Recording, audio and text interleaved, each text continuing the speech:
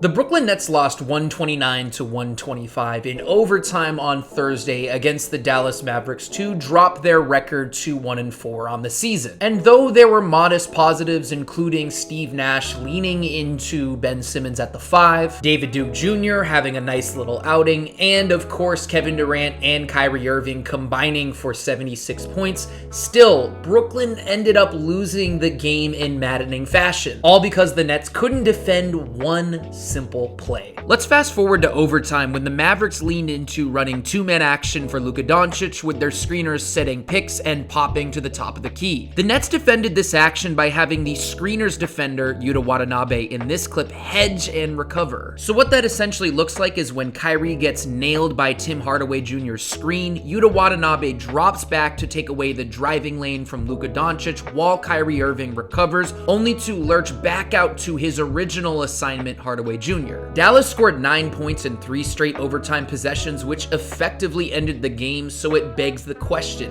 what could have the Nets done differently? Well, for starters, if the Nets wanted to stick with this scheme, Yuta Watanabe could have just recovered back to his man a little more quickly after hedging. On Dallas's second made 3, Yuta hangs on to his hedge a little too long and should have sprinted back to his original man just a tad bit earlier. Royce O'Neal is honestly in pretty good pursuit of Luka, and that little bit of lag from Yuta gives Maxi Kleber just enough space to get that wide open 3. The second option is just switching outright. I think that would make some sense with this clip specifically, just because Yuta and Royce are fairly like-sized defenders, and Reggie Bullock's transition screen immediately takes O'Neal out of the play. But instead of just swapping assignments altogether, O'Neal tries to recover back to Doncic, leaving Bullock completely wide open on the pick and pop. The third and final solution, and one I talked about a little bit on Twitter, is a little more complicated. We're going to use that last clip again as the example. So we know what happens to start. O'Neal gets nailed by the screen, Yuta is dropped back to contain, O'Neal tries to recover back, and here's where it gets interesting. Now, instead of having Yuta make this long recovery back to his original man Bullock after hedging versus Luka, what if the Nets had Kyrie Irving bump up top to Bullock? This would easily erase the wide open pick and pop, and while this was happening, Yuta would then scamper off to Kyrie's man, Tim Hardaway Jr. This type of switch has popularly been termed as nexting and has been used increasingly by NBA teams against pick and pops and two-man action. I'd kind of just describe it as an on-ball X-out.